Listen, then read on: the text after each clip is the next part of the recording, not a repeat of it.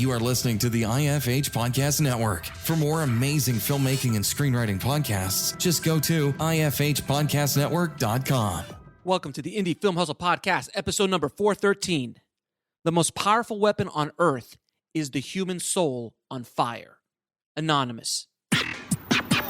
Broadcasting from the back alley in Hollywood, it's the Indie Film Hustle Podcast, where we show you how to survive and thrive as an indie filmmaker in the jungles of the film biz. And here's your host, Alex Ferrari.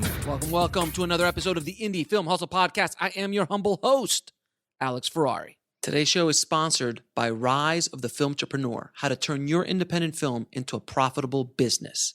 It's harder today than ever before for independent filmmakers to make money with their films. From predatory film distributors ripping them off to huckster film aggregators who prey upon them, the odds are stacked against the indie filmmaker. The old distribution model of making money with your film is broken, and there needs to be a change. The future of independent filmmaking is the entrepreneurial filmmaker or the filmtrepreneur. In Rise of the Filmtrepreneur, I break down how to actually make money with your film projects and show you how to turn your indie film into a profitable business. With case studies examining successes and failures, this book shows you the step-by-step method to turn your passion into a profitable career. If you're making a feature film, series, or any other kind of video content, the Filmtrepreneur method will set you up for success. The book is available in paperback, ebook, and of course, audiobook. If you want to order it, just head over to www.filmbizbook.com. That's filmbizbook.com. And this show is also sponsored by the Film Distribution Blueprint. It is my course on how to teach filmmakers not to get screwed over by predatory film distributors. And it will show you the entire process of working with a traditional film distributor and how to avoid pitfalls when working with predatory film distributors. If you want to gain access, head over to indiefilmhustle.com/let me in. Before I get started today, guys, I want to warn everybody listening that there will be some very coarse language in this episode. So if you are listening with little ones around, be warned that this is going to be one of those raw episodes of the Indie Film Hustle podcast. Well, guys, today this show is, man, I don't even know how to say it. I am extremely pissed off and extremely upset for having to do a podcast like this. Today on the show, I have filmmaker Michael Daniel, and his film, Get Gone, was licensed to a film distributor in the UK called Phoenix Worldwide Entertainment. And they offered him a $100,000 MG or minimum guarantee up front. Now, Michael did everything in his power to get everything done and all the deliverables delivered according to the agreement, and he did that. He even sold his truck to get those deliverables done. And that cost him anywhere about $15,000, $15,000, something along those lines, to get the deliverables done for his film. And he was supposed to get the money, the $100,000, right away. It has been a year and a half, and they're still playing around with not paying Michael. Now, this story in itself is not as unique as I wish it would be. I hear stories like this all the time. Many of us have heard stories of distributors not living up to their agreements. But the thing that adds a little bit extra salt on this wound is that Michael is fighting stage 4 cancer. He has terminal cancer, and he is fighting for his life. And he told me that this distributor is literally waiting for him to die so he doesn't have to pay him. I mean, I thought I've heard everything in regards to predatory distributors. I thought I've seen the lowest bottom of the barrel kind of situation. But this takes the cake. This is at a whole other level of evil. Now, I saw this video, this very passionate video that Michael posted in our Facebook group, How to Protect Yourself from Predatory Film Distributors / Aggregators. And he posted this video there, and I was blown away. He was literally telling his story about how he's fighting stage 4 colon cancer, and he's stressed out, and he's lost friends, and he's lost family, and he's almost homeless. He sold his car, all this whole story, while these guys, Phoenix Worldwide Entertainment, according to him, have done everything in their power to not pay him. And Michael had proof, emails, contracts, FedEx receipts, everything. And we put all of that information in an article that he wrote because I wanted him to tell his story in his own words at the show notes at indiefilmhustle.com/413. And you could read that there and also see the original video along with other videos in regards to his journey fighting cancer and his journey making his film. Now, after I heard his story, I started to do some research on Phoenix Worldwide Entertainment. And what I found was not only disturbing, but I was just overwhelmed at the just immense amount of fraud cases and impropriety and lawsuits that this man and these companies that he runs has had over the years. And I have links to all of the research that I found at the show notes. But I'll give you just the cliff notes of what I discovered. He was accused of raising money for a film called Mary, Mother of Christ, using the name of Oscar-winning producer and director Mel Gibson. Mr. Gibson had never heard of the project. He also did the same thing with a film called Henry V, where he supposedly had starring Tom Hardy, Albert Finney, William H. Macy, Sacha Baron Cohen, Michael Caine, Gerard Depardieu, and Ray Winston attached to the projects as well. And when the actors' agents were contacted, they said they had never heard of the project and had nothing to do with it. And then once again, through another company that he co-founded called Stealth Media Group, which is a finance and international sales company, he was accused of doing the same thing again, using John Travolta's name for an animated film called Gummy Bears. Again, Mr. Travolta, when reached, knew nothing of the project and had no involvement in the film. And the list goes on and on the amount of scandals and accusations against Mr. Cohen and his companies. Guys, I have to say something here. This needs to stop. This kind of absolute crap that keeps happening in our business needs to stop. The system is broken. If predatory film distributors can continue to get away with screwing film producers and filmmakers again and again and again, the system is broken and needs to be changed. And the only weapon that we as filmmakers have against these predatory distributors is to shine a light on when and where they do this crap. They work in the shadows. All of these deals are done in dark alleys back somewhere. And no one ever hears about it because filmmakers are afraid to come forward or don't want to talk about it or just think that they're just a small little filmmaker and can't possibly take on a big, powerful, predatory distributor. I was literally on the phone in a consulting session with a filmmaker yesterday where he told me his story about how a predatory distributor had screwed him over. And when he confronted the distributor about it, the distributor said, and I quote, "I'll see you in the court of who gives a fuck." Excuse my language, but that is a direct quote. The distributor in question was in the UK and the filmmaker was in the US. The distributor knew that the chances of the filmmaker taking him to court in another country were slim to none. And the filmmaker's lawyer advised him to let it go because the cost would be too much to take him to court. And the distributor knew this. This crap needs to stop. That's why I wanted to give Michael a voice. I wanted to give him a platform so he could share his story with thousands and tens of thousands of filmmakers that listen to this podcast and watch my videos and read my blog posts.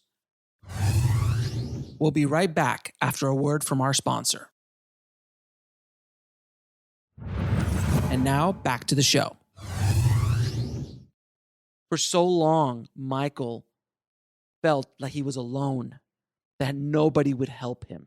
And I know that's how a lot of filmmakers feel in this world. You bust your ass trying to get your movie made. You sacrifice, you scrape and claw your way to the finish line to get your movie made. And then at the end, some predatory bastard comes in and steals your movie from you and doesn't pay you and laughs in your face. This needs to stop. I personally want to thank Michael for coming forward and sharing his story with the tribe.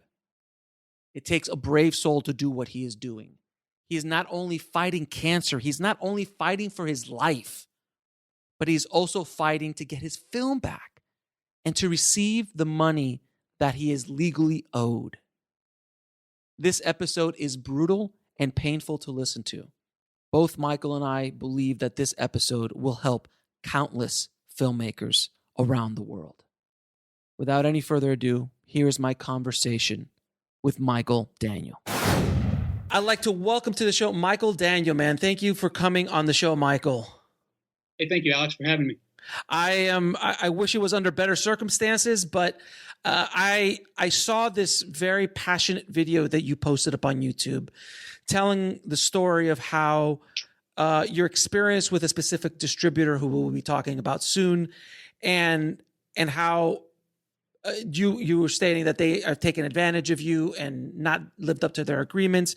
And I hear those stories on a daily basis. I get emails on a daily basis about those things. As sad as as horrible as that stuff is, I get it all the time. And I try to help as much as I can. And obviously through what I do at Indie Film Hustle and everything I do on a daily basis, I'm trying to get the education and the information out for people not to get screwed. But yours was even, you had something that I had not heard before.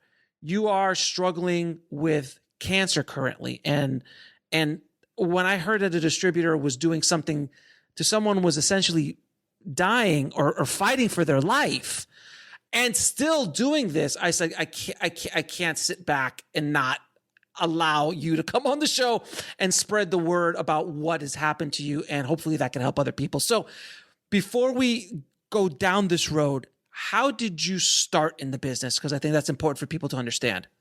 Okay, honestly, the very first script I wrote was involved with Project Greenlight. Remember back the Matt David, Ben Affleck days back in the day? That would be, I was in season 2, sir. I was in the opening sequence of season 2, sir. I was at the Park City party and one of the LA parties, the bowling alley. So back then. So my first script was a comedy called Misinformation. I wrote it in Word like an idiot. So I had to change everything cuts. I didn't know what I was doing. So anyway, that was the start. So I read it. They're like, this is really funny, blah, blah, blah. Then I started just writing other stuff. And then Trigger Street, remember that? So TriggerStreet.com, I started putting scripts up there. And then I started getting the top 3. And then I got a couple of screenplay of the months. Then I won something. Then they had me come on and do like an interview about it. And the first 10 pages. But I'm not really a big contest enterer, but I had a script that I was really passionate about because I care a lot about civil rights and people being treated like human beings. And it's a film called Circle in the Water, and it's basically a story that starts the day Hitler's born, and it ends the day Obama's elected. But it follows this black family in Stone Mountain, Georgia, trying to build a dairy and fighting racism in the South, and then they happen to be at like all these different places. Anyway, so I wrote that, entered Nickel Fellowship with that script. I came in a semifinalist with that one, nice. And I've been a quarterfinalist. I've been a quarterfinalist 3 times in Nichols and a semifinalist once. That got me introduced to my buddy John Orland because I couldn't afford to go to Inktip Pitch Fest, so I volunteered. And then I got meetings because I volunteered. And at the cocktail party, I just shot the shit with people, and people said, "Oh yeah, cool, yeah, let's talk." Then I got hired to write 2 scripts, all ideas I had from him. And it built and built. And I started making short films, 1 or 2 short films. And then I was like, you know what, I want to make this, but I've never had money. I've never had anybody believe in me, family, never. I got a lot of friends now who believe in me and who really see what I'm doing. But I had to go through a lot to get to this point. And my buddy Joseph Shelley, who's the executive producer, he and I paid for everything. Him mostly. He, they screwed him out of like $9,000 or more. So He knew me for a long time. He knew I hiked the Pacific Crest Trail. He knew I made documentaries hiking the Appalachian Trail. I walked across America and did a documentary. He knew all this. He knew if I set out to do something, I would complete it. And he's like, hey, man, I just sold this property up in Oregon. I've got like an extra 80, 90,000 I can throw in if you've got a story, if you want to write a script. So I popped out a script, moved up there, got it all together, and that's how I finally got to the feature. So it's like, like most filmmakers, it's not giving up. And it took me from Project Greenlight to now to get that movie, to get a real movie made. Mm-hmm. I worked with Christopher Coppola on a few projects, and I wrote for him a couple of times.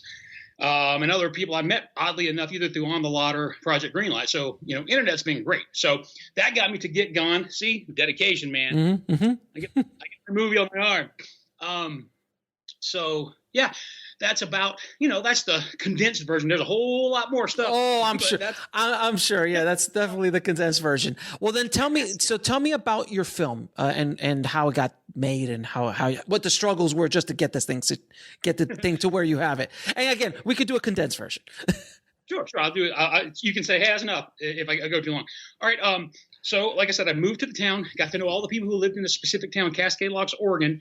And I started looking for locations and stuff, trying to make this work, and I wanted to get all the sorry, I just cat's meowing. Sorry. No, it's okay. No, you can. The cat meows. It's okay. No worries. Okay, cool. All right. So Cascade Locks, Oregon, blah, blah, blah. Got to meet all the locals, found all the locations. I casted. I did a local casting at the Best Western there in Cascade for Oregon folks from Portland to come in. Met a lot of great people, hired a lot of great people right there. Was looking for a DP. I told him, dude, at the start of this, we only had like $65,000. That's all we had. And then Joe was cool enough to say, all right, I'll throw in a little more since you got Lynn Shea, because Mark, the DP that I contacted, he had done a movie with Lynn before. And he's like, well, I can't promise you, bro. I was like, all right, well, I'll just write her a nice letter. And I wrote her a letter. She loved the letter, got back to me, talked to me a couple of times, and she agreed to read the script. She read it, liked the part, and agreed to do it. And I was like, hey, this is a ultra low budget movie. I was like, it ain't gonna be like what you're used to. I was like, we are doing this. Half of my crew had never done any kind of film work ever in their life. Wow. We had a crew of Chris One-Liner, who was the AD, and Strange Bird, Adam, and that was it. And this Mel was there a couple of days, but we had 3 people doing all of our lights for the first 2 weeks, and we shot for 14 days. We lost a day and a half for a specific reason. I don't want to get into that. Drama. But so we got it all done. We missed a couple of scenes, so we had to get everybody back a couple of weeks later. So we shot the final bit, and then we had to get it edited, obviously. And at this point, I was cutting clips with this other kid in Portland, and I was planning to go to AFM. That was 2018. So I was taking clips of the film to AFM so I could help, I could try to market my film, try to get people to look at it. So it was getting edited a little bit at that point, but that kid, we had to rehire a different editor. That's a whole different story. Mm-hmm. So we had to do that. And I got the clips I talked to Gravitas, offered me a deal. IAN offered me a deal. Lebowski and Shane, they took me out to dinner and offered me a deal. I mean, everybody, and I had minimum MGs from 40,000 to about 10. And I was going to take the 40. I think that was my friend Gianni. He had some friend of his who was at the market he's like, well, look, we can make this back. He said that we can make this money back because just the stars. I was like, cool. So at that point, I got contacted by Phoenix. So who are we talking about? So for people who don't know, who's the company you're talking about? Phoenix Worldwide Entertainment is the company that I made the deal with. Okay. And what happened was they approached me after AFM, and I said, hey, look, this is the situation. I've got these offers. I was like, and this is the best one. And they're like, oh, you don't want to go to that company, blah, blah, blah. Here, this is what we'll offer. They sent me a contract. I thought it was kind of fishy, so I sent it to my buddy. He works at an agency. I don't have an agent or anything, but I sent it to him. That's why I wish I had an agent. But I sent it to him, and he's like, all right. He said, yeah, you need to take this out, fix this. And he did all that. I sent it back to them. They approved it, signed it, sent it back to me, and I signed it. And the whole deal is, as you know, with a contract for a sales agent who is getting it to distributors, there's a set of deliverables that you have to have. All right, so slow down for 1 second. Okay, so Phoenix Worldwide is a sales agent, not a distributor? They're both. They're both. Okay, so they dance in both and both things. Okay, great. And they're based in the UK, if I'm not mistaken, correct? Yeah, they have addresses here for some reason, which I've noticed too. Like the one of the information things I have has a Arizona address, and then there's another. Was it Maryland or Delaware? We'll be right back after a word from our sponsor. And now back to the show. Of course, yeah. That would be for local taxes. So, that's why they're in those setup. But generally, they're probably just PO boxes or something like that. But they are a UK based company, correct? Yes. Okay. Yes, and they handle everything. They handle all kinds of films. Okay, great. So continue. So they asked for deliverables, right? And what was their deal? What was the deal they offered by 100,000? 100,000. So 100,000 on acceptance of deliverables. Within 3 days of acceptance of deliverables, we get $100,000 deposit in our bank. Okay, great. And then also, what was the term of? Do you remember the term? Meaning, like, is it 5 years? Is it 10 year? Is there a marketing cap? Anything like that? I think it was $25,000 marketing cap. That was supposed to come after the fact, after we got our MG. That's what they said. Sure. $25,000 marketing cap. I did most of the marketing. They did a couple of posters, which is great, but I was the one just all over the place. So and then the cost, and then the okay. So the MG. I'm just reviewing this. It was a 5-year deal or 7-year deal, $25,000 marketing cap, and you were supposed to get $100,000 MG. And your budget for the film was how much? It was about 97 plus post, and I had to sell my truck for post because we kept having to do more deliverables, and I had to get rid of one editor, so we basically had to start fresh again. Okay, so nightmare. All right, so let's go into the deliverables real quick. Okay. Yep. So what? So I got all the deliverables done. Put them on a USB, got their information, Pinewood Studios in the UK, delivered it to the FedEx where they told us, the address they told us to. I got confirmation it was there. Then all of a sudden, 3 or 4 days later, I'm, hey, guys, have you got the drive yet? They're like, well, no, it's at FedEx, which was 5 miles from Pinewood Studios. And they're like, it's over there at the FedEx. They haven't delivered it yet. I was like, yeah, I know. I've talked to FedEx International like 7 times. They're saying that you guys need to give them some tax number that you didn't give them so they can give you the package. I was like, I just need one of you guys on your way to work or the way home, stop by, just pick up the 2 months passed. They never picked it up. Christ. And at that point, that's when I had sold my truck, and actually a couple of friends I'd taken loans from to pay for for QC, for a little extra editing, some music stuff we needed to pay for. All this extra stuff, I was borrowing money because I was under the assurance that I'd be able to pay everybody back. So now I look like an asshole. So no, it's okay. So what was the final cost of all the deliverables for you out of pocket? Probably about 14 after the BS. It should have been about 8 or 9 max. But it was about $14,000 cash out of your pocket. And you were saying, well, sure, I'll pay it because I have a guarantee of $100,000 going into my bank account. Why wouldn't I pay it? So I can get this thing up and running and let's go. Okay. So 2 months pass. They still haven't picked up the thing, which of course, by the way, is delaying their $100,000 payment. Oh, of course. Yeah. Of course. And so what ended up happening is we had to resend another drive and also hook them all up, everybody at Pinewood who worked for them, on a Dropbox file and upload all our deliverables on a separate Dropbox file on top of the USB. Then that still took forever for them to look at. And, then Rachel, I guess one of the employees there, got back and said, yep, this looks all great. Everything's good to go. I went, great. And then, as you know now, we went back and forth. And that was in October. So the first one was in July. Second was and what's funny, not funny, but in July, I was super horribly sick. August is when I got my cancer. I got stage 4 colon cancer with mets in lungs, liver, and kidneys. And I'm doing amazing. I was supposed to be dead last Christmas, and they think I was going to die because they knew I had cancer as soon as they got that draft. Because I was horrible. Did you go back and look at my videos from that time? I'm about 60 pounds heavier. I lost weight, boom, like that, But my doctor told me I was going to be dead, and I did infusions, for a while. Anyway, so there were situations that came up during that time too. I was like, guys, I'm going through some really horrible stuff here, man. I was like, I need to be able to pay for meds. I have to set up insurance. I don't have that yet. I don't have a place to live up here yet. I was like, I just moved out of one house because I was planning on going like a 3-month hike. That's my plan. I started up at Mountain Hood. I was going to hike south. Mm-hmm. And just the world fell apart out of nowhere, I'd been sick, I guess, I made the whole movie with stage 4 cancer and didn't know I made a movie, while I was sick. So, put up all that fun stuff. I was begging them, and I have emails and messages that say, dude, we will definitely send you something to help with that. Then we'll work out this other stuff. And that happened 5, 6, 7, 8, 9 times. My power's been turned off twice.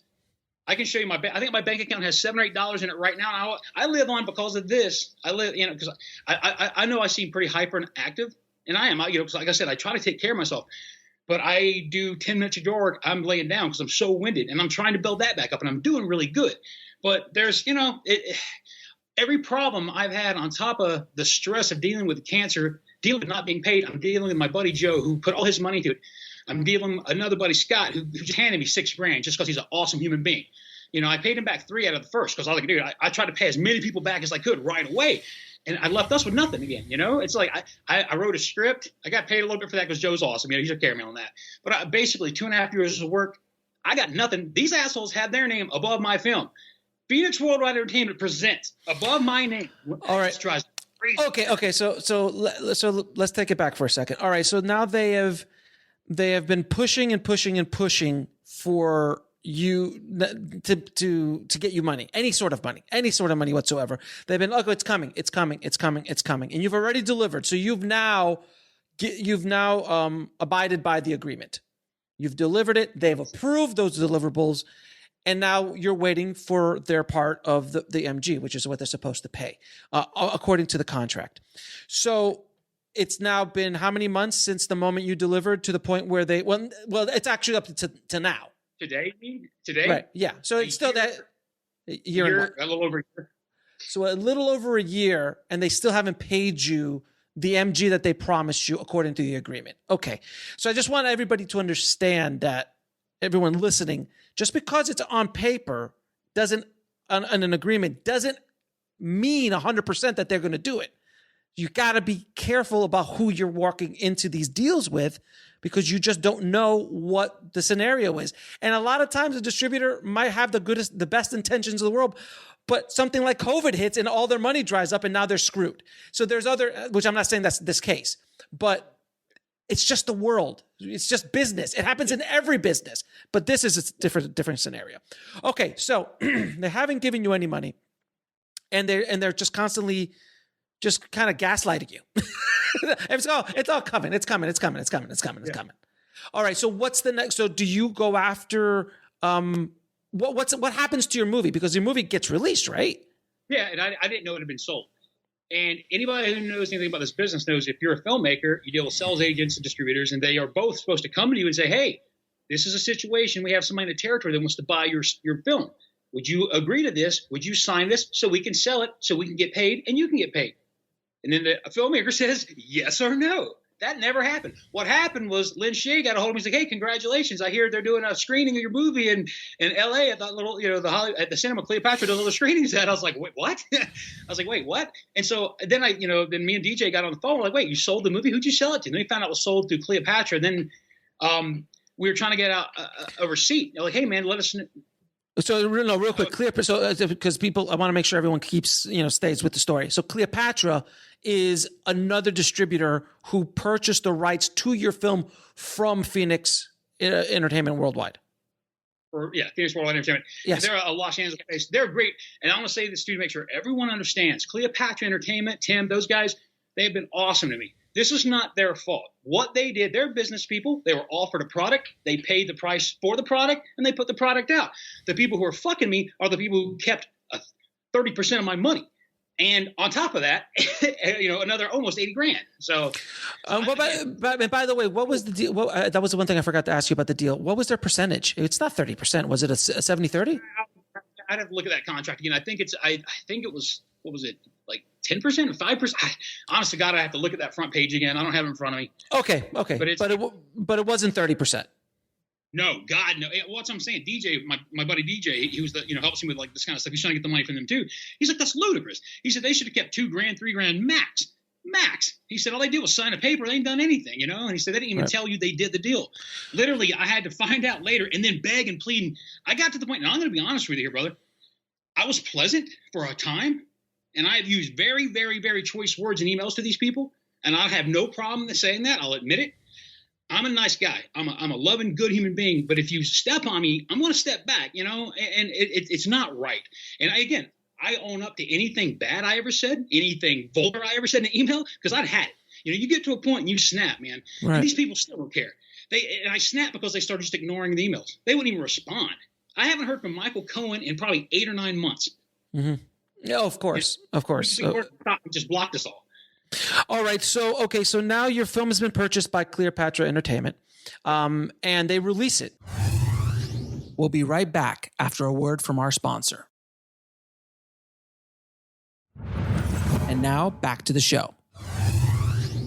They release it, and from what you discovered, by the way, you had to find out outside of these people. So all the information that you're getting about what Cleopatra has done is from Cleopatra themselves or other people that you've gotten this information from, but not from Phoenix. Okay, of course. So they purchased, from what you've told me, they purchased English-speaking rights. Well, Phoenix Worldwide purchased universal rights. Correct, but then... Cleopatra, what I was told was they purchased domestic rights, but then what I found out later was that supposedly purchased all English-speaking territories, which is a bunch of crap. And I had no idea about that. I wouldn't agree to something like that, because that's markets that you can make more money off of, man. Of course, it's huge. That's huge markets that you're just giving away. So, all right, and do you mind saying how much they paid for those rights? Nothing. Well, it's no, Cleopatra. No, 20. They paid 20. It was supposed to be 35,000 total. That's what they gave those guys, and then they sent us only 22.5 without telling us how much the deal was for. I never even heard what the deal was for. I just knew we were getting paid. And we had to argue back and forth to get that. But so Phoenix did send you 22.5 off of this deal, but they still have never paid you any of the MG at all. Nope. And that took months and months and months and months too. That was a battle. It wasn't like a magical check that showed up. You actually had to fight for that. Over and over, phone, bank. The bank they used denied they sent the transfer. I kept asking for a tracking number, confirmation, bank info. They wouldn't talk to me. We don't have that. We don't have that. So you discovered. So I just want to create the timelines for filmmakers listening. You find out from Lin Shaye, who, by the way, if everyone doesn't know who Lin Shaye is, can you tell them what Lin Shaye's been in? Besides everything, something about Mary, every other movie, Kingpin, Jesus, Yeah, she's been in 1,000 things. All right, so she's a very well-known actress. Lin Shaye calls you and says, "Hey, congratulations." So then, because of that information, then you reach out to Cleopatra, and they're cool with you about it, and they start giving you all this information. Then you reach out to Phoenix and going, "Hey, where's my money?" And now from that process of the phone call about Cleopatra to the point where you got your 22.5, how long did that take? Months. And it was just hounding and beating up and emails and calls and just obscene amounts of time. And being told that I was a bad person for getting mad at them for doing this and stuff like that, and that I was wrong for saying they're stealing my money and this and that. They told me I was a bad person more than once for saying that. Wow. That's why I do this, man. I can't deal with this anymore. I'm not going to be their stepper boy, brother. And people need to know, and people will find out. So, but yeah. You're the bad person for asking for the money that you're owed, in addition to the money that the $100,000 that they never gave. So they've reneged on their agreement with you, or they just never paid you, and then they're upset with you because then you call them out on a deal that they sold your movie and never told you about it, which is also, I'm assuming, part of your agreement, that you're told when something is sold, or at least even told that you're going to be sold, or should I sell it? Yep. Oh my God. Okay. All right. So you get the 22.5, and then you're still fighting to get that. And so you got 22.5. Great. Fantastic. It's some money. Fantastic. And I'm sure when they sent you that check, they're like, "Are you happy now?" No, Roby actually put in one of the emails, this is the end of this whole thing, or something like that. I was like, no, it's not. This is the end of this whole thing. So they've never. Did you keep bringing up the $100,000 they owed you? All the time. I sent them emails with the contract in it. and they, what do they do? What do they say? For it completely. They don't say anything.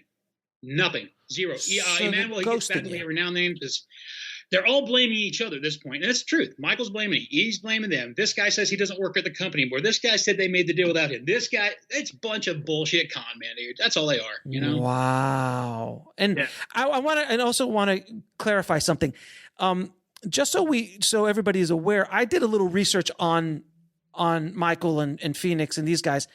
Can you tell the story? From what I saw, my research, they had issues with Mel Gibson, correct? Yeah, Can you tell that story? All I know is I found that out later. I did research because I was getting pissed, and I started finding stuff about the guy and the other guy. But it was some kind of stealth something. It was some film company that they put together, and they raised millions of dollars from different investors to make a movie called Mary Magdalene. And what I gathered from that was that the movie was never made. Mel Gibson had never agreed to be involved in the movie. He didn't even know anything about it. And they were just pulling in lots of money. Then Cohen supposedly wasn't involved. But I see a court case where he was banned from doing business in the UK for a decade or something like that. And he's doing this deal. So maybe he's breaking the law and he doesn't know it. So there's definitely some smoke here. There's definitely some smoke here. Okay, so all right, so now so basically you're at the end of your rope. You're dealing with fighting for your life because you have cancer, and you're still struggling just to get paid the money that you're owed, essentially. Who owns, like, so now you can't get the rights back to your movie if you tried because Cleopatra has them, right? They have to mess with. We need to have a talk. All of us need to have a talk. I tried to call them a couple of times. Like this. They know the deal. They've been included in a couple of emails. They know the shady shit that's going on. Mm-hmm. So hopefully they will stand up for the right thing. You mean Cleopatra you're talking about?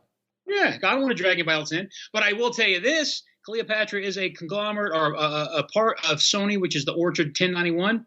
Oh yeah.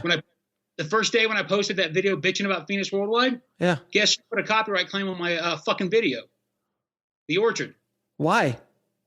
Because that opening song, which is off iMovie, they put a copyright claim on me. How about that? What a bunch of dickbags. Really? Yeah, it was right after so, and that's their company that owns, I don't know. Who knows, man? But, Interesting. Interesting.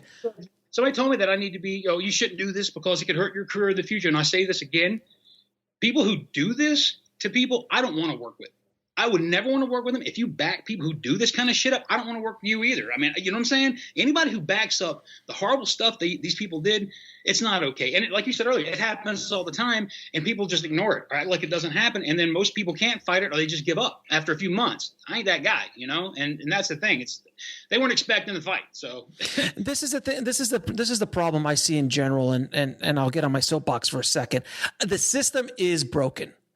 The system needs to change. The system of distribution for films and compensating filmmakers, film producers, even other distributors in this chain, because a lot of times smaller distributors are in the same boat as filmmakers, because then they'll sell to a bigger distributor who screws them out, which in turn screws out the filmmaker. So there's multiple people in this chain. The system has not been designed to help you or to help.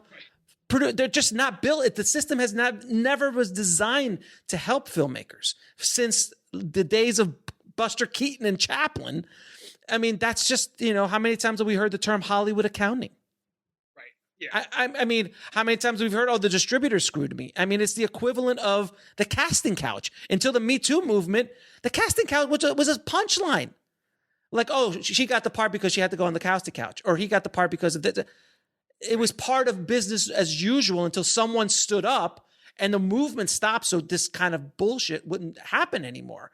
And I feel that this has to happen in our side of the business, because in many ways I hate to use this term, but it's like a financial raping of filmmakers. I mean, look at the stuff you're going through and how much struggle that you went through to make your film. And you sold your car, and you're almost homeless. You're dealing with cancer. You've taken loans out, and by the way, your story is an insanely horrible. But I've heard other stories of people completely becoming desolate, like just gone, like moving, like 50-year-old men and women moving back home because they lost everything, because they trusted a distributor or trusted an MG or trusted that this or whatever. It needs to change. And that's why I wanted to have you on the show to kind of share your story so people really get this, man, that this is not BS, and I know this as well as from what I did last year with Distributor when I broke that story and what happened with that. And that's still going on. And I after the new year, there'll probably be some updates. I'll just leave it at that on that scenario. But it's this is wrong, man. This is absolutely wrong, and it needs to stop. And now, by the way, it's getting tougher for anybody to make money in the business. COVID has changed the whole game completely. And now the pressure is starting to be applied on this system that was broken before COVID. We'll be right back after a word from our sponsor. And now back to the show. So now guess who's going to get screwed?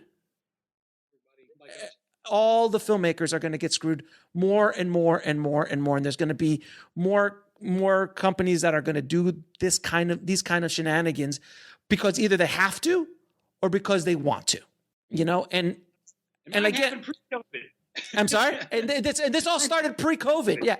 And this all started pre-COVID. So, all right. Yeah. So, by the way, I heard that your video caused a little bit of, a little havoc. And it has, how many times has it been seen so far? Like 600, I think, this morning. 600, 600 times. It'll probably get a couple more hits by the time we're done. Yeah, good. But didn't somebody reach out to you from Phoenix? Oh yeah. They reached out to me. They're like, "Hey, if you'll take those videos down, we'll give you $3,000 of our personal money right now to take all the videos down, and then we'll pay you the rest or whatever we can at 1st of December." No, first it was the 1st of the year, and I was like, "No." They're like, "Okay, we'll give you $3,000 now, then we'll give you more the 1st of December." And I was like, "No." I was like, "What I would like, I don't want less. I don't want money as a favor. I don't want a freaking whatever. I want you to pay what's in the contract, what you owe us, what you took. That's it. None of this would be going on if they honor the contract, paid us what they owed us. I would be working on another film right now. I would not be doing this shit, because I can't stop until this is handled. I can't move on until this is handled. They moved on. They're fucking other people and taking their money, I haven't moved on. And I'm glad you reached out because I've been doing this by myself. I had nobody to help me with this, And if my platform can help get the word out on stuff and educate filmmakers about what's going on in our industry, that's what I do. And again, when I heard your story, I wanted to shine a light on this because I just wanted to come on, dude. The dude's got cancer. I mean, come on, man. Just a little bit human, just not a lot, just a little bit human. And even if look, we can't pay you the 100,000 the way we promised you. Can we pay you 10 grand a month? Can we pay you $5,000 a month? Can we pay you something until we're paid off because we're having struggles? There's conversations, man. There's something that could be done if they truly cared about helping you. Well, the problem was they sent me that confirmation from the bank. That showed us what they paid us, and the mistake they made was they included their balance. So I saw they had my money. They just opted to not pay it. That receipt from Frost Bank, it shows their account's like $67 or something, and they sent me 22, and they owed me 35. So it's there. It's on paper. It's right there that they fucked me, and it's like you had the money. You could have done the right thing right away. You didn't. Just for the domestic deal. And I told them that at that point, I was like, if you can pay us for the domestic deal for now, we can work out the other later, and no one wanted to do that. They just wanted to ignore everything and not pay anybody, It's sick. It is unfortunate that this continues to go on in our industry. And I want filmmakers to be really just aware that this is the way business is done a lot of times. Unfortunately, predatory distributors are out there and doing business and hurting filmmakers on a daily basis all around the world. And when this gets released, AFM is going around the corner. It comes out, in Cannes, the Cannes film market, Berlin, MIPCOM, all of these, there are these kind of predatory distributors out there doing this kind of business. So in all honesty, when you sign a deal with a company overseas, it's really difficult for you to do anything. Am I wrong? So let's say you wanted to, put a legal case against them. You got to hire an attorney in England to take them to court in England, right? They do have no fee attorneys there. And what I've already been contacted, what they've done is an offense, and you can get prison time for what they've done in the UK. Mm-hmm. It's a prison terms offense. It's not a if and or but. And these people contacted me like, yeah, you might want to show them this, and maybe they'll want to straighten out their accounts. But of course, that's when they called me too. After I sent that, that's when they contacted me about the $3,000 after I sent that little note. Yeah, that's when they contacted me. $3,000. So they're trying to hush. It's like a payoff to basically to take it off, right? And they didn't disagree with you, right? In the email, they didn't say you're absolutely lying. We've paid you all our money. They didn't say that, did they? Had nothing. They can't say it. Nope. Right. They were just trying. They're just shutting you up. They're trying to shut you up. Yep. That's hard. Well, it's going to get harder. That's for sure. It's going to get harder. Michael, man, so let me ask you a question, man, because I'm just so upset about this, and I just holding back as much as I possibly can. What do you want to happen? So if they're going to see this and they're going to hear this, that I can promise you. What do you want to happen now? At this point, I mean, I don't want to get all dark, but no. Okay. Let's okay. Hold on. Let me rephrase the question because I can see where this is going. What would you like to happen in regards to your film getting paid and moving on with your life? Well, what I would like is Phoenix Worldwide to pay me. I told them they already took it off their site just recently again. They had it on the AFM page yesterday for sale. They had Get Gone on the AF page for sale. And I sent them Jonathan Wolf and the rest of them emails saying, get my damn movie off your page. As talking to Phoenix, I was like, Jonathan, this is my movie. They have no right. And they took it off like that. But I was like, they're still doing it. They're still doing it. But what I would like to happen is my buddy Joe to get his money, me to get enough money to get my fucking truck back, for God's sakes. I don't care about the rest, man. I love doing this. So I don't like this part of it, but I love doing it. I love the process. I love the people. And now I want to say that too real quick before anything else. The film Get Gone, man, my cast and crew, I love those people very much. We accomplished something that's really hard. This has nothing to do with any of those people. So that's very important that everyone knows as well. Those people helped me accomplish a dream, and it means more to me than anything in the world. So I want to get that out too. That's super important to me. So, but yeah, those other guys are dicks. So you basically just at this point in the game want them to live up to their agreement, pay you the $100,000 that they owe you, and then at the end, and then go away, and just that's it. And they could go off and live, and you can go off and live. I don't want them to go off and live successfully. I want them to never get to buy another film. I don't want them to ever get access to another project. Okay. I have stepped in, have had people call me and ask my advice. And I said, don't make your decision based on what I tell you, but I'll tell them my story. And then they make their decision. And I have a feeling both of those films did not get picked up by Phoenix Worldwide Entertainment. And that will continue as well. Because I'm going to be honest, man. I'm not going to downtrod anybody. I'm not going to defame anybody. I'm not going to libel anybody. I'm going to be honest.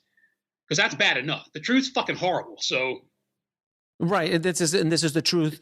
This is the truth based on the paperwork and and all the stuff that you have and the agreements and bank receipts and all the stuff that you've been laid out. And we're going to also be putting in the show notes an article that you're writing detailing a lot of this stuff with corroborating paperwork to back everything up that you're saying on our site as well. So if anybody wants that, I'll leave that in the show notes and I'll let you know where to go get that and read that information. Because, man, all right. So, yeah, because I understand a lot of people are going to probably start reaching out to you, and they're going to look up these guys, and your name is going to probably pop up. I've had that happen to me. I've had people look up a certain company and then my podcast shows up. Like if you type in the word distributor,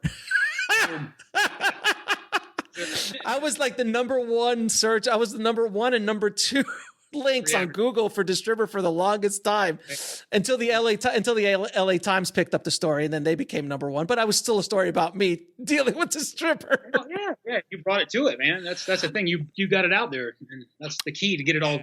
Fix these problems that are in this industry. We have to do this kind of thing, And we got to shine the light. None of us are perfect human beings. No one's perfect. We all make mistakes. And I understand that. And I'm going to forgive people if they say, hey, look, we fucked up. I'm sorry. Because I've had to do that. I was like, look, I've made a mistake. I'm sorry. you can't get better. You can't fix problems. You can't move on unless you're able to do that. And they need to do it to a lot of people, at least 4 or 5 people I know that they fucked over. So, it's. I think the thing that a lot of these kind of distributors, or just generally predatory distributors in general, they like to live and work in the darkness. They don't want light shine on what they do. They don't want transparency. They don't want to see what's going on behind the scenes. We'll be right back after a word from our sponsor. And now back to the show. They don't want you to see. They don't want information to get out there. They don't want to educate filmmakers about what cross-collateralization is and not putting on a marketing cap and locking up your film for 10 years plus and not getting paid. They don't want people to know what this stuff is because that gives them power. So I feel it's my mission and my purpose to shine as much light on what they do in this business so everyone can see it, because that's the only way our business is going to be able to grow. Because at the end of the day, if we keep screwing over the content creators, we're not going to be able to keep making content. And if we can't make content, there is no product. Exactly. And by the way, a lot of newer generation, younger distribution companies are figuring that out. And they're not all about like the one-off, let me steal as much money as I can from these guys. And no, they're like, let's build a partnership. Let's make sure that you can do more of this, because the more product you can bring to me, the more money I can make, the more money you can make. And that's the way it should be. It shouldn't be this kind of predatory, let me screw you for as much as you can because there's another 20 films sitting behind you. And right now that might be the case, but I promise you, if you keep screwing this up and the information continues to get out there, I actually showed like my book to a few people who are outside the business, and I have like 4 or 5 chapters on distribution and all the craziness. And they said, why would anyone do this? Why would you get, this is not a business. It's different. We're carnival folk. Like I always say, we're carnies. Absolutely. I'm a barker, that's for sure. We are carnies. I'm a magician carny. But Michael, man, I do appreciate. By the way, how are you doing with your cancer, and what's the prognosis, if you want me asking? If anybody here is watching is actually interested, if I can talk about this, it's cool. November 21st last year, I stopped taking chemo infusions, so it almost killed me. I still have to do blood work and get stuff in this little thing here in my chest, but I stopped because it almost killed me. I almost died in the hospital, and I decided to switch over to CBDs and THCs, and I swear to God on my soul, since November, I stopped that. In January, I stopped the pill. So January of last year, I've had no pharmaceuticals at all. I've had only oils and tinctures, and my doctors are blown away. My tumors are all shrinking. My lungs are a little progression. Kidneys are doing great. The colon thing, it's like it shrinks, it grows, it shrinks, it grows. But overall, man, I mean, I feel better than I felt in a couple of years. I'm just tired. I get winded. That's the worst time. I'm always trying to work it up, but I felt better than I did when I get gone. I got more energy. I feel better. I'm well, like I said, I'm thinner too. I'm eating like salads and fresh fruit, and no meat, no bread, no alcohol. I'm like a monk. Who likes weed? Fair enough, man. Well, listen, I really wish you nothing but the best, man, and I'm glad you're doing better, and I hope that continues down that road. And I know the stress of this BS is probably not helped your condition in the least, but I do really wholeheartedly hope that you do continue to do well and get out of this and continue to live a very long and make a long, healthy life and make a lot more films that hopefully will generate revenue if you partner with the correct distribution partner on it, or self-distributor, however you want to eventually go down that road. I'm going to ask you a few questions that I ask all of my guests. What advice would you give a filmmaker trying to get into the business today? I'm afraid to ask. Be honest. Don't bullshit. Don't spend your time in bars. I mean, you can socialize, but don't get a producer card and never produce shit. You can run your mouth all you want, but if you don't do the work, you're just running your mouth. I lived in Los Angeles for a long time. I ran into 100 people a day who had a producer card, never produced jack shit except the bus ticket home. If you're willing to suffer, you can do it. If you care, if you're honest with yourself about your art, you can do it. If you're just full of shit and you're trying to get a lottery ticket, don't waste your time, man, because you're wasting everybody else's time too. If you love the work, if you love creating, create. Fair enough. Now, what is the lesson that took you the longest to learn, whether in the film business or in life? Some of the people that you love and trust the most are the ones that'll fuck you over the worst. Oh, that's a rough one. Mm-hmm. That's a rough one. I mean, I've got a lot of great lessons too, but I'm just saying, it's a sad fact, Fair. It includes people you bring into work on a film. It includes people at home, whatever. It's just important. And I don't mean that in a negative way in any way. I'm sorry. It is a fairly negative comment, I have to say. Okay. And the meaning behind it, though, is that people that care about you a lot will give you information that will instill fear in you and make you not go after anything. Correct. They do that. That's the point about that. I'm not insulting people who love me because I love them too. But the point is that people that love you and trust you want to protect you. And they will stop you from being a filmmaker. My family, my entire life, I fought my family till my mom and dad were both dead. Up until 5 years ago, it was still a waste of time. All the stuff, even though I was making money and getting stuff done, to my mom, it's a huge waste of my life. And I had to fight, unfortunately, everybody, my whole life. And it's the thing I love more than anything. And I'm not saying we all have things happen at the right times, So that's the whole point. So yeah, I'm not insulting love and trust. I'm just saying the people who do love and trust you will protect you, and that can really hurt you sometimes. Instead of letting you, you're a peacock. You got to let them fly. Let them fly, peacock. Yes. I completely understand. I think every filmmaker who ever turned to their parents and said, hey, I want to go to film school, I'm going to be a filmmaker, 9 out of 10 times, that's generally not probably going to be a good conversation. My father and my parents didn't understand it, but I was lucky enough that they supported me. Whether they believed it or not, they supported me. But it is a conversation. I understand completely where you're coming from. Now, in 3 of your favorite films of all time, sir. Color Purple, Shallow Grave, and the Blues Brothers. God, what the heck of a combination, man. I like that. Color Purple makes me cry to this day. Yeah. When Danny Glover's walking across that silhouette in the back and those kids are, dude, I start thinking about it. I almost want to cry because it's the level of redemption that has to come. And then the preacher's daughter, her coming back to church. Holy Christ, man. There's so much about that movie that's so much beauty. Mm-hmm. That's why I love it, because it's true. It's about pain. It's about life. It's about all the shit we go through, Mm-hmm. So yeah, Blues Brothers, obviously, for a million reasons. Shallow Grave, most people don't even know that movie. It's Ewan McGregor way back in the day. Oh, I remember. Yeah. What's his name? 127 Hours. Danny Boyle. Yeah. Danny Boyle. Yeah, I love that. I was in film school when that came out. So, of course, all of my classmates and I went to go see that. We're like, oh, this is amazing. I don't want a roommate now. Yeah, exactly. And then where can people find more videos? Because I hear you're going to be posting more videos and all the stuff that you're doing. Where can people find you, sir? Well, if you go to my YouTube page, I guess we can maybe put a link in there, but it's I'll put Michael. Yeah, okay, we'll do that. My website's getgonethemovie.com. You can check that out. It's at Amazon, it's on Google Play, it's on iTunes, it's all over the place. So if you look for Get Gone, you'll find it. It's a low budget movie. It's got horror, it's got comedy. There's not a lot of gore. There's no nudity. There's language. It's fun. There's a lot of humor because I'm a kind of a darkly humorous person. So some people don't know if they should laugh or not, but you should. Fair enough, man.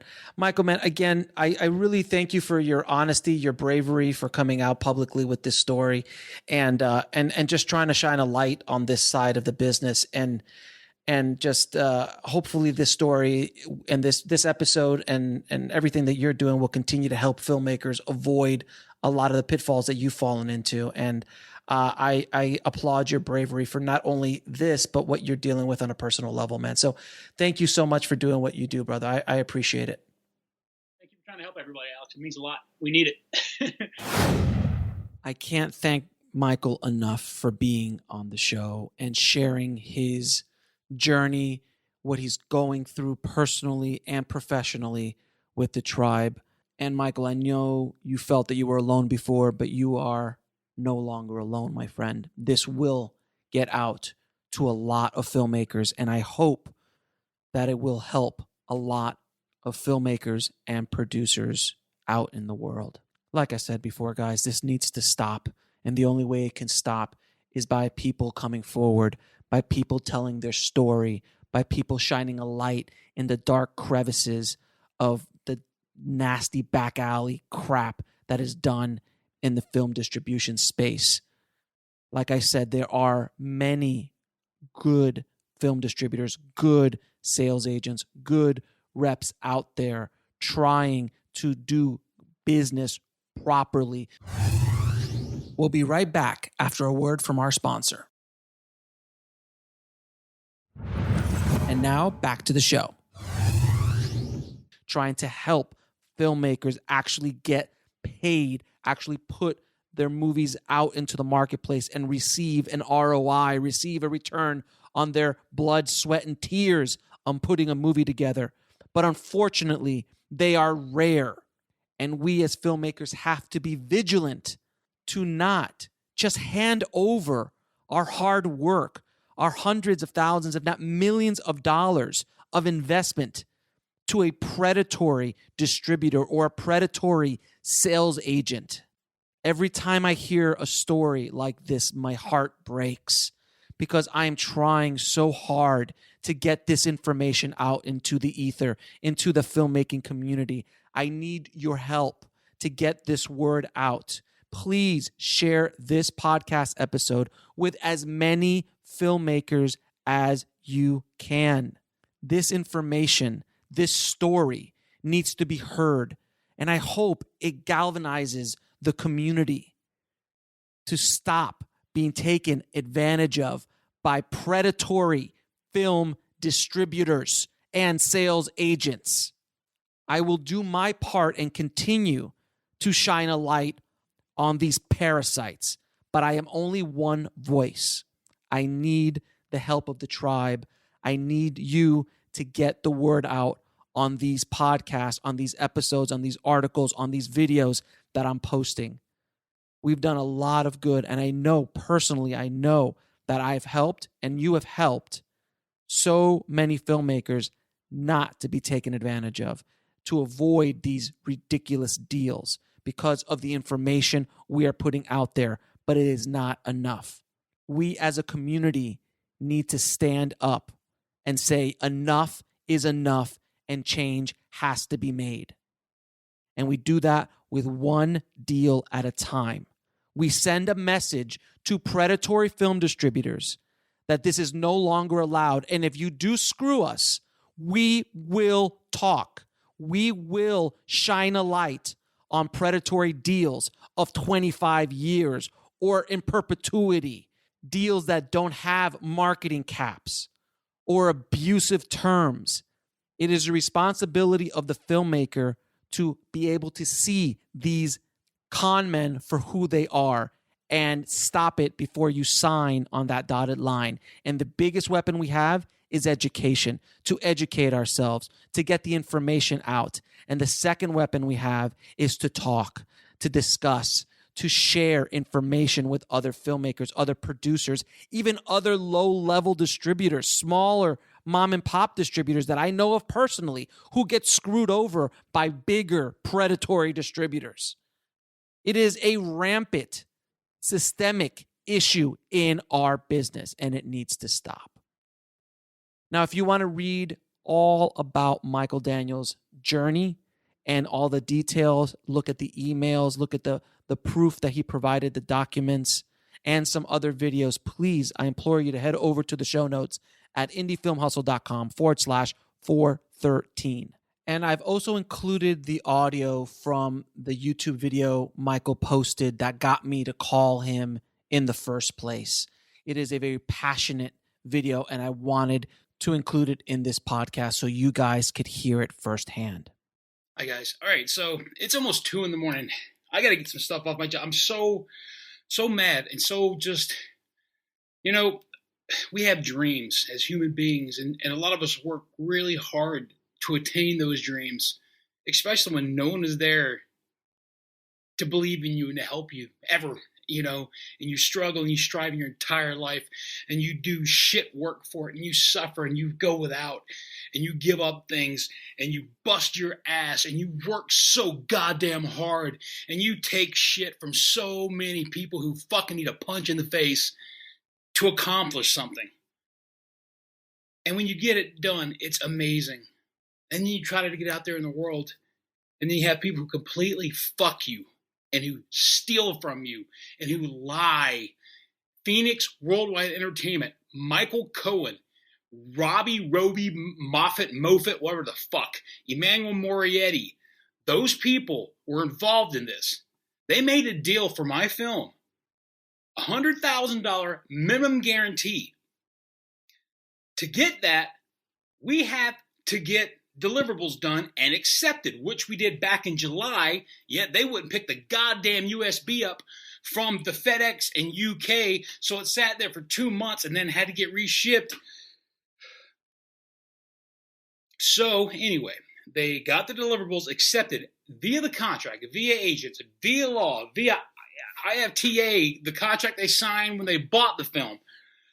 They were supposed to, within 3 days of acceptance, pay us the $100,000. They did not do it. They made excuses and excuses and excuses and excuses and excuses and excuses. I sold my fucking truck. I still don't have a truck. I still have stage 4 cancer. I've dealt with this every single day since July of last year, trying to get these motherfuckers from Phoenix Worldwide Entertainment to do the right thing. I get constant emails. Oh, my mama's sick. My dad's sick. I was in the hospital. My grandma's here. This is it. Oh, the bank won't transfer. We sent it, but it's not there. It's come. It's fuck you. Fuck you, Phoenix Worldwide. Fuck you, Michael Cohen. Fuck you, Robbie. Fuck you, Emmanuel. If you guys were in front of me, oh my God. Holy fucking shit. I've tried so long to keep this private as I can. No one will help me. IFTA won't fucking help me. I'm so mad. I'm so hurt. I put my trust. When I made this movie to start with, I put my love and my trust in every single person involved. And we made something. We got something done. And I got it out there. So all that, and I had stage 4 cancer while that was going on, while dealing with that, while dealing with this now, while trying to get paid for a year, over a year. They did a domestic deal with Cleopatra Entertainment, which is marvelous. I'm so happy my movie's out there and on Amazon and all these other places. The deal was for $35,000. They gave us $22,500. They didn't even tell us they did the deal. I found out about the deal later from someone else. I didn't even know they'd sold my movie. They were supposed to come to me and say, hey, this is the deal. Here's the contract. Do you accept this? And I say yes or no. And had I known at that point that it was all English-speaking territories, which is a bunch of horse shit that I never agreed to, I would have never agreed to that. Long story short, Phoenix Worldwide Entertainment, fuck you, Emmanuel, Michael, Roby, you guys are the worst of the worst. You know what you did. This is just the beginning. I'm going to do this every day. I will do everything I can to destroy your company. You broke my heart. I worked for a long time. I've been homeless for this. I've been without for this. I've gone hungry for this. I fought with my family for this. I've lost relationships for this. Fuck you. Fuck you. Fuck you. God damn it, man. Where's the help for people like me? Because they do it to other people. There are a lot of these fucking companies that do this kind of shit to people all the time. No one helps. What the fuck? Oh my God, look him up. Michael Cohen, Phoenix Worldwide Entertainment. He fucked Mel Gibson over, or supposedly. They say that didn't happen. You can find that. I found that out later. They're con men. They're scum. Avoid them. Oh my God. It's what the fuck. I can't even sleep today. I'm so mad. Sorry. Thank you for listening, guys. Again, please share this episode with as many filmmakers as you can. As always, keep that hustle going. Keep that dream alive. Stay safe out there, and I'll talk to you soon. Thanks for listening to the Indie Film Hustle podcast at indiefilmhustle.com. That's INDIEFILMHUSTLE.com.